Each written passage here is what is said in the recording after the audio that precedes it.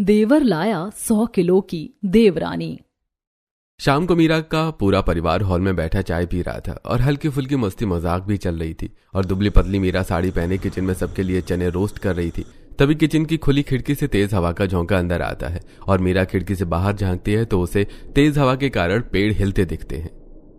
ओह, ये क्या, इतनी तेज आंधी। मीरा छत पर सूख रहे कपड़े उठाने के लिए किचन से भागकर हॉल में जाती है, क्योंकि हॉल में ही छत पर जाने के लिए सीढ़ियां थी। बहू, तुम कहाँ जा रही हो? मीरा पहली सीढ़ी पर रुकती है। मम्मी जी, बहुत तेज आंधी चल रही है, मैं कपड़े उठाने जा रही हूँ, नहीं तो हवा में उड़ जाएंगे। भाभी जी, आप कपड़े उड़ने से तो बचा लोगी, पर तेज आंधी से आपको कौन बचाएगा? कहीं आप ही ना उड़ जाओ। सिया की बात सुनकर माधव, शांति और हरीश हंसने लगते हैं। मीरा उसकी बात को नजरअंदाज करके सीढ़ियां चढ़कर तेजी से छत पर जाती है, जहां तेज आंधी के बीच सूख रहे कपड़े उठाती है और अपने रूम में लाकर रख देती है। और फिर किचन में जाकर रोस्टेड चने हॉल में सबको सर्व करती है।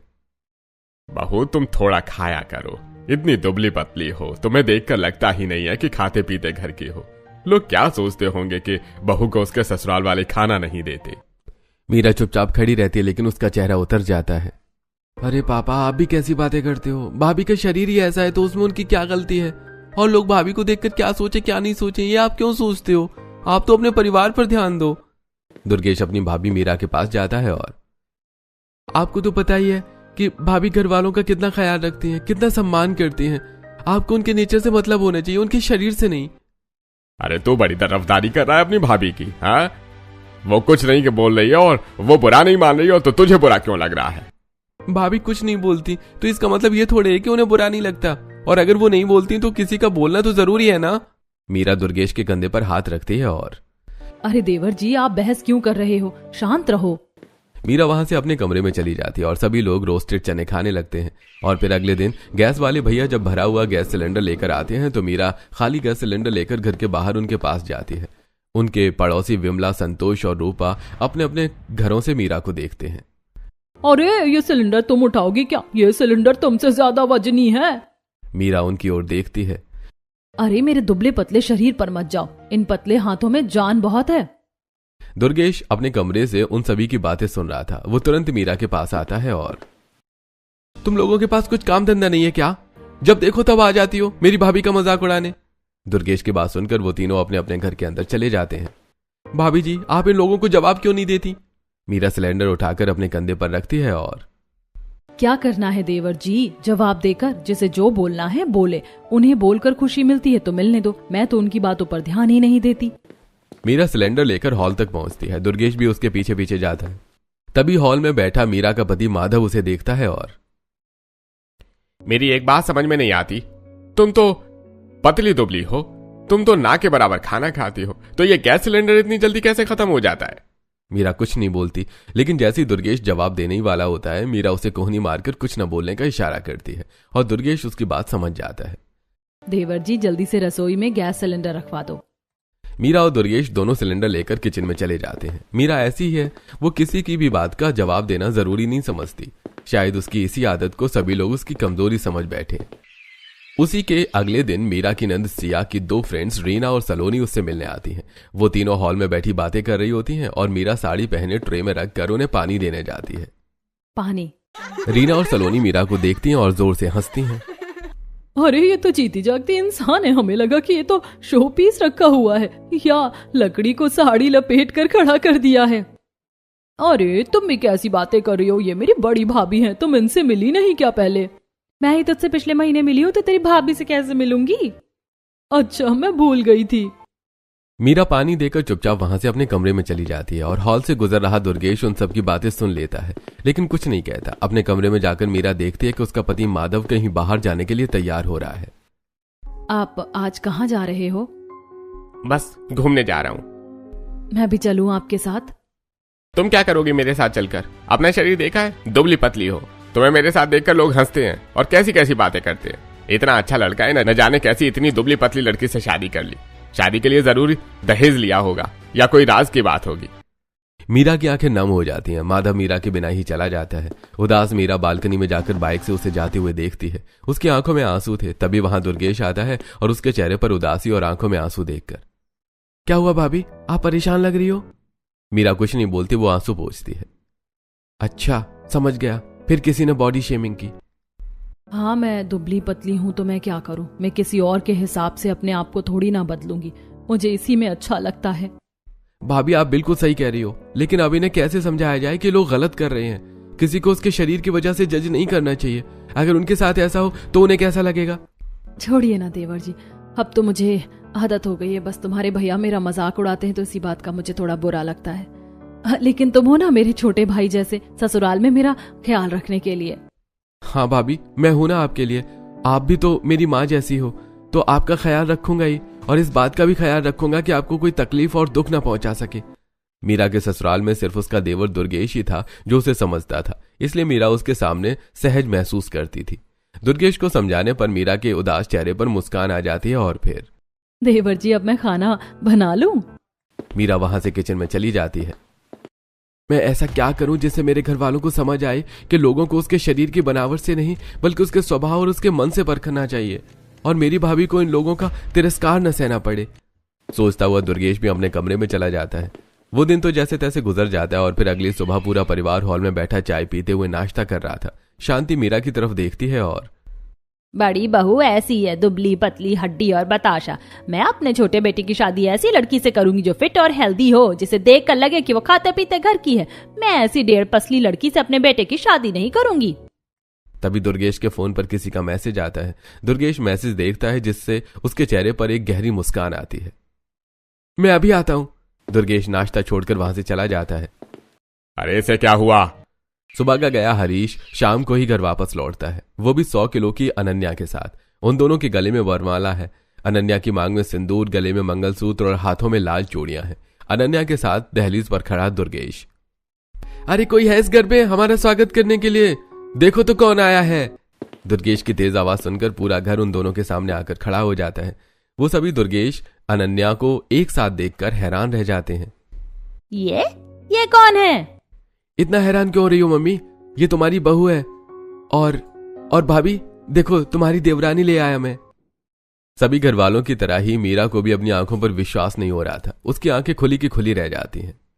अरे मैं कहीं सपना तो नहीं देख रहा हूं, और अगर ये सपना है तो जल्दी से मुझे नींद से जगा दो, नहीं तो मैं सपने में ही इस लड़की के वजन के नीचे दब के मर जाऊंगा। अरे सपना नहीं है, हकीकत है। छू छू कर देखो, ये मेरी धर्मपत्नी है। पूरे 100 किलो है इसका वजन। सभी लोग अनन्या को ऐसे घूर रहे थे जैसे उन्होंने एलियन देख लिया हो, सिवाय मीरा के। वो अनन्या को जितना ध्यान से देखती है उसके चेहरे की मुस्कान उतनी बड़ी होती जाती।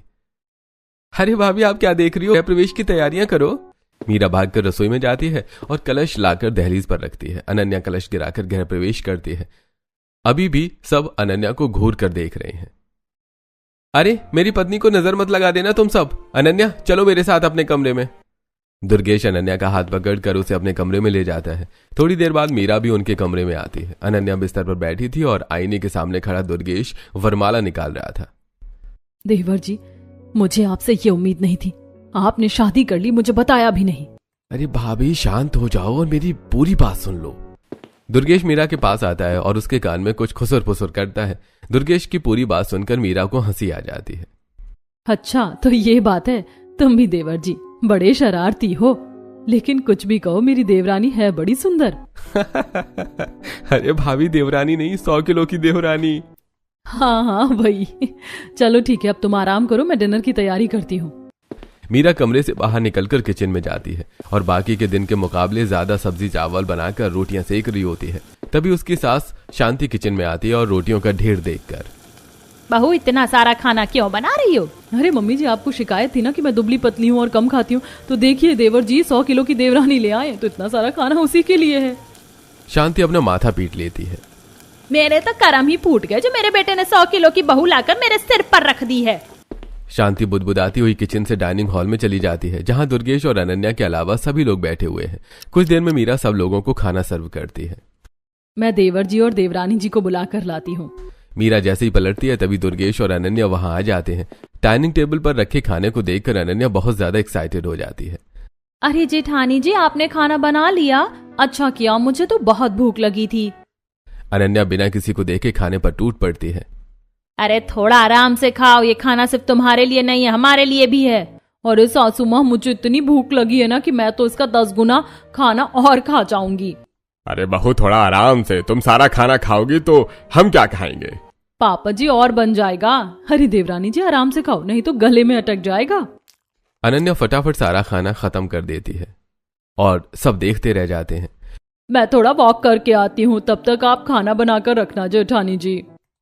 अनन्या और दुर्गेश घर से बाहर वॉक करने चले जाते हैं और मीरा खाना बनाने के लिए किचन में। कुछ देर के बाद वो किचन से आलू मटर का पुलाव बनाकर लाती है और जैसे ही डाइनिंग टेबल पर रखती है वैसे ही अनन्या और दुर्गेश वापस आ जाते हैं। पुलाव? मैं तो खाना खाने ही वापस आई थी।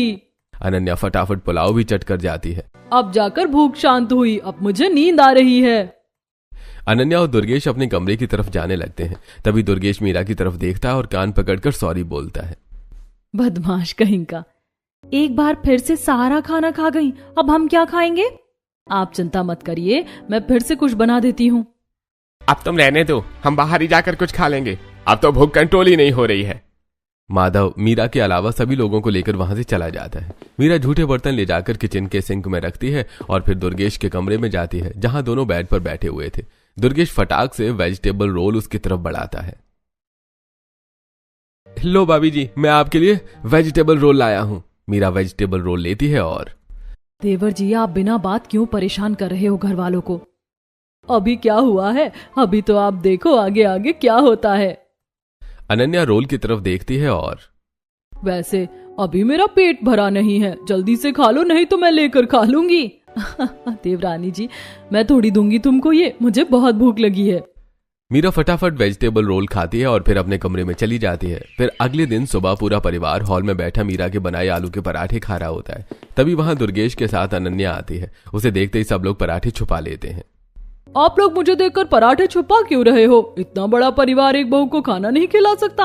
अच्छा, तुम 100 किलो की हो और खाना इंसानों की तरह कहाँ खाती हो? तुम 10-10 लोगों का खाना एक साथ खा जाती हो। अच्छा, तो उस हिसाब से तो फिर आपको जेठानी जी को सर पर बैठाना चाहिए होगा, क्योंकि वो दुबली पतली हैं, कम खाना खाती होंगी।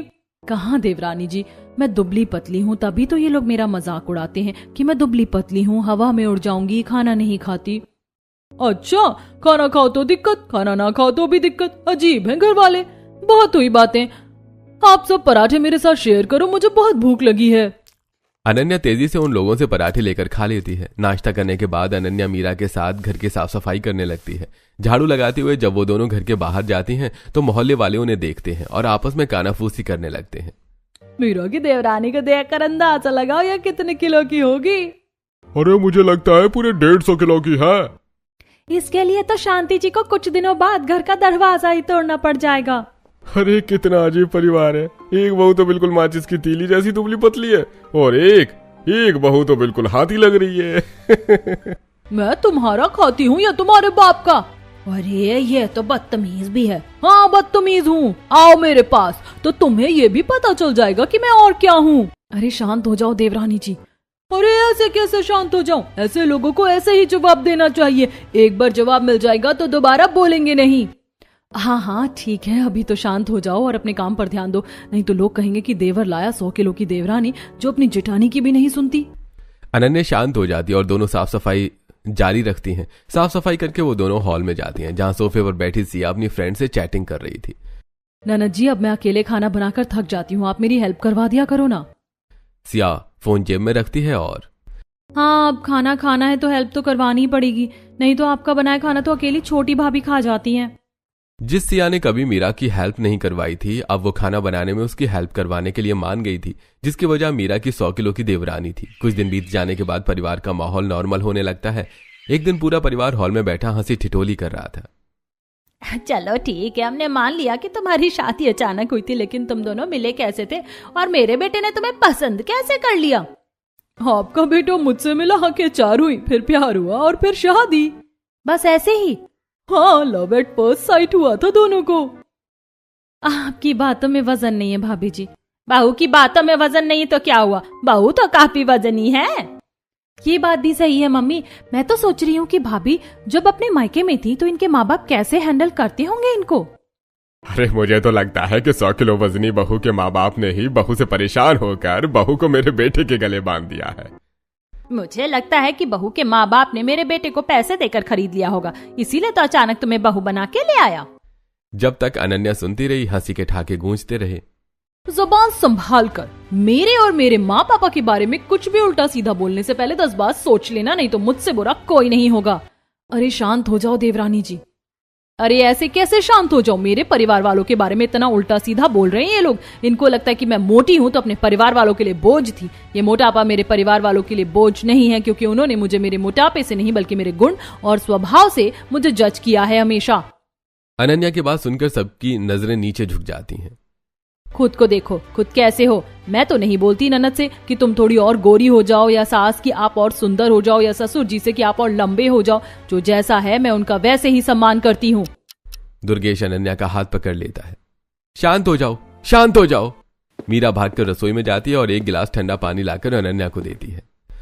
देवरानी जी ठंडा पानी पियो, शांत हो जाओ। अनन्या पानी पीती और अपने कमरे में चली जाती है। दुर्गेश और मीरा भी अनन्या के पीछे कमरे में जाते हैं। इतना गुस्सा ना करूं तो और क्या करूं जेठानी जी? आपने सुना नहीं वो लोग कैसे मेरा और मेरे परिवार का मजाक उड़ा रहे थे? अगर आज मैं उन्हें जवाब ना देती तो कल उनकी हिम्मत और बढ़ जाती। मैं तो ऐसा नहीं कर सकती, इसीलिए तो वो आपका मजाक उड़ाते हैं, क्योंकि अगर पहली बार मजाक उड़ाए जाने पर आप उन्हें जवाब देती ना तो उनकी हिम्मत इतनी नहीं बढ़ती। जिस समय अनन्या और मीरा की बातें चल रही थी, उसी समय बाकी के घर वाले शांति के कमरे में इकट्ठा थे। मेरे बेटे ने किस मुसीबत को हमारे गले बांध दिया है। छोटी बहू से अच्छी तुम्हारी बड़ी बहू है। हम उसे चाहे जो भी बोले वो हमें पलटकर जवाब तो नहीं देती। हाँ सही बात है। हाँ बात तो सही है। सबको पहली बार मीरा अच्छी लगने लगती है और सबके मन में मीरा के प्रति सम्मान और प्यार जागता है। तभी तेज हवा चलती है और मीरा अपने देवर के कमरे से छत पर सूख रही कपड़े उठाने जाती है, लेकिन तब तक उसकी साड़ी उड़ चुकी थी। परेशान मीरा बाकी के कपड़े उठाकर नीचे हॉल में आती है। तब तक उसके सास ससुर हॉल में आ गए थे, जो मीरा का उतरा चेहरा देखते हैं। क्या हुआ बहू, तुम परेशान क्यों हो? मम्मी जी मेरी साड़ी तेज हवा में उड़ गई। इतनी सी बात, चलो मैं तुम्हें नई साड़ी दिलवा लाती हूँ। मीरा अपनी सास की बात सुनकर हैरान हो जाती है, क्योंकि इससे पहले शांति ने कभी उससे इतने प्यार से बात नहीं की थी।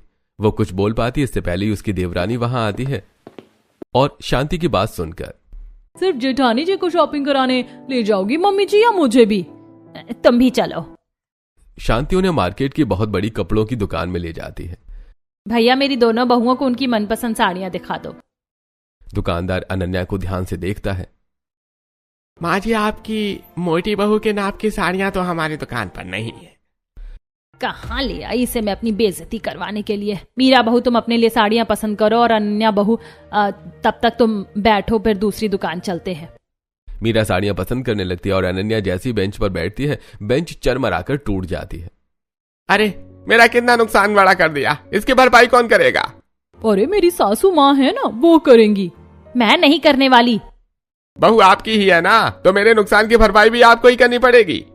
शांति को मजबूरन नुकसान का पैसा भरना पड़ता है। मीरा अपनी मनपसंद साड़ियां लेकर उन दोनों के साथ पैदल घर वापस लौट रही होती है। तभी अपने घर के बाहर खड़ी विमला उन्हें देखती है। मोहल्ले वालों ने सब जानवर पाले हुए, बस हाथी पालना रह गया था। शांति की 100 किलो की वजनी बहू ने वो भी कमी पूरी कर दी है। उसकी बातें सुनती हुई वो तीनों अपने घर पहुंचती हैं और फिर अपने अपने कमरे में चली जाती हैं। उसी रात डिनर करने के बाद शांति हरीश, माधव, सिया और मीरा के साथ छत पर मीटिंग लगती है। अब बस बहुत हो गया, अब हम उसे और नहीं झेल सकते। अब हमें उसे किसी भी तरीके से घर से बाहर निकालना होगा। हाँ सही कह रही हो, छोटी बहू कितनी मुंहफट है और उसकी वजह से लोगों की कैसी कैसी बातें हमें सुननी पड़ती हैं। वो खाती भी कितना है, उसकी वजह से हमें भूखा रहना पड़ता है। जिस समय अनन्या को घर से बाहर निकालने की बात चल रही थी, उसी समय वो सभी धड़ाम की आवाज सुनकर चौंक जाते हैं। अरे भूकंप आ गया, भूकंप! हॉल के फर्श पर कमर पकड़े हुई अनन्या माधव की आवाज सुनती है और भूकंप नहीं आया, मैं गिर गई, आके मुझे उठाओ कोई। वो सभी भागकर अनन्या के पास जाते हैं और उसके हाथ पकड़कर पूरी ताकत लगाकर उसे उठाने की कोशिश करने लगते हैं, लेकिन नाकाम रहते हैं। बहू थोड़ा कम खाया करो, देखो अब तुम अपने ही वजन तले दब गई ना। क्या करूं, मेरा वजन 100 किलो है, तो थोड़ा जोर लगा कर उठाओ। आप भी तो खाते पीते घर के ही हो। सब मिलकर एक साथ पूरी ताकत लगाकर अनन्या को उठाकर खड़ा कर देते हैं। कमर पकड़े कराती हुई अनन्या अपने कमरे में चली जाती है और वो सभी भी अपने कमरे में चले जाते हैं। फिर अगली सुबह मीरा सिया के साथ सुबह के नाश्ते के लिए समोसे बना रही थी। तभी वहां शांति आती और अपने प्लान के मुताबिक, बहू एक काम करो, समोसों में मिर्ची ज्यादा डाल देना। जी मम्मी जी। मीरा को इंस्ट्रक्शन देकर शांति वहां से हॉल में चली जाती है, लेकिन मीरा तीखी मिर्च की बजाय कश्मीरी मिर्च समोसे के आलू में डालकर समोसे बनाकर हॉल में बैठे सब लोगों को सर्व करती है। और जैसी शांति को उम्मीद थी, अनन्या अकेले ही सारे समोसे खा जाती है। अरे वाह, आज के समोसे तो टेस्टी थे जेठानी जी, कल से ऐसे ही समोसे बनाना। मुंह पोंछती हुई अनन्या अपने कमरे में चली जाती है। अरे ये इंसान है कि क्या है, इसे तीखा बिल्कुल भी नहीं लगा। अनन्या को घर से बाहर निकालने के लिए पूरा परिवार मीरा की कमी को नजरअंदाज करके उसके करीब आने लगता है। एक शाम मीरा के सास ससुर उसे अपने साथ पानी बताशे खिलाने ले जाते हैं। वो तीनों पानी बताशे के ठेले पर बताशे खा रहे थे कि तभी उनका पड़ोसी संतोष उन्हें देखकर उनके पास आता है। अरे ये क्या कमाल है? मैंने आप दोनों को पहली बार बड़ी बहू के साथ इस तरह देखा है। अरे हाँ, जब से इसका देवर 100 किलो की देवरानी लाया है तब से हमें पता चला कि ये कितनी अच्छी है, इसलिए हमें कभी पलट के जवाब नहीं दिया, और वो जवाब तो उसकी जुबान पर ही रखा रहता है। अपने ससुर के मुंह से अपनी तारीफ सुनकर मीरा बहुत खुश हुई और घर जाकर अनन्या से सारी बात बताई। फिर अगले दिन शांति मीरा के कमरे में जाती है और बहू आज एक काम करना, खाना मत बनाना और बहाना कर देना कि रसोई की गैस खत्म हो गई है। क्या मम्मी जी, आप भी कैसी बचकाना बातें कर रही हो। तो क्या करूं मैं, अब और उसे बर्दाश्त नहीं कर सकती। कमरे के बाहर खड़ी अनन्या उन दोनों की बातें सुनकर जोर जोर से हंसने लगती है और हंसती हुई हॉल में आती है। कुछ ही देर में पूरा परिवार वहां इकट्ठा हो जाता है। तुम हंस क्यों रही हो, क्या बात है? मुझे हंसी इस बात पर आ रही कि मेरे आने से पहले आप लोग जिस बहू से ढंग से बात तक नहीं करते थे उसे दुबली पतली कहते थे, आज आप सब उसी के आगे पीछे घूम रहे हो। ये देखकर मुझे हंसी आ गई। मेरी बड़ी बहू अच्छी है इसीलिए। चलो अच्छा है, अब आपको उनकी कमियां नहीं खूबियां दिखाई देने लगी। तो फिर अब हमें ये नाटक खत्म कर देना चाहिए अनन्या। ये क्या बोल रहा है तू? दुबली पतली होने की वजह से आप सभी लोग भाभी के साथ गलत व्यवहार करते थे। उन्हें वो मान और सम्मान नहीं मिला था जो उन्हें मिलना चाहिए था, इसलिए मैंने अनन्या के साथ मिलकर ये नाटक प्लान किया। कैसा नाटक? आपको ये समझाने का नाटक कि किसी भी इंसान को उसकी शारीरिक कमियों या खूबियों से नहीं परखना चाहिए, बल्कि उसके मन से परखना चाहिए। तुमने ऐसा कब और कैसे सोचा? अरे याद है, हम सब उस दिन जब नाश्ता कर रहे थे और मैं अचानक उठकर चला गया था। हाँ याद है। तब अनन्या का मैसेज था, मैं उससे मिलने गया था, मैं परेशान था। इसने मेरी परेशानी की वजह पूछी तो मैंने बताई, तो बस अनन्या मेरी परेशानी दूर करने में मेरी मदद करने को तैयार हो गई। और फिर हम दोनों ने मिलकर नाटक किया, और जब दुर्गेश की परेशानी दूर हो गई है तो अब अनन्या अपने घर जाएगी। और हाँ, अनन्या वेट लिफ्टिंग चैंपियन है, इसलिए उसका वजन 100 किलो है। हाँ, अब मुझे जाना होगा। दुर्गेश के साथ बिताए हुए पल अनन्या की आंखों के सामने घूमने लगे और उसकी आंखें भर आईं। क्या हुआ, तुम रो क्यों रही हो? अनन्या जल्दी से अपने आंसू पोंछती है। कुछ नहीं। इतना बोलकर अनन्या भागकर दुर्गेश के कमरे में जाती है और अपने कपड़े पैक करने लगती है। क्या हुआ इसे? मीरा अनन्या के दिल की बात समझ गई और देवर जी, आप नहीं समझे, कितने बुद्धू हो। क्या नहीं समझा भाभी? अरे बुद्धू, अनन्या सचमुच तुमसे प्यार करने लगी है और मेरी देवरानी बनना चाहती है। क्या सचमुच? हाँ। तुम क्या चाहते हो बेटा? भाभी जी जो बोले। मुझे तो पसंद है मेरी देवरानी। हाँ बेटा, जिसने हमारी सोच बदल दी। वो लड़की भले ही जैसी भी हो, उसका मन बहुत अच्छा है। हम उसे अपने घर की बहू बनाएंगे, उसे रोक लो। जब तक दुर्गेश अनन्या को अपनी पत्नी बनाने का फैसला करता है, तब तक वो बैग पैक करके हॉल में आ जाती है। अनन्या बाहर जा ही रही होती है कि हरीश उसके पास जाकर उसका हाथ पकड़ लेता है। मत जाओ अनन्या, मैं तुम्हारे दिल की बात समझ गया हूं और मैं भी वही चाहता हूं जो तुम चाहती हो। तभी वो दोनों एक दूसरे को गले से लगा लेते हैं। तो तुम दोनों का नाटक सच हो गया है, और जो लोग कहते थे कि देवर लाया 100 किलो की देवरानी, वो बात भी।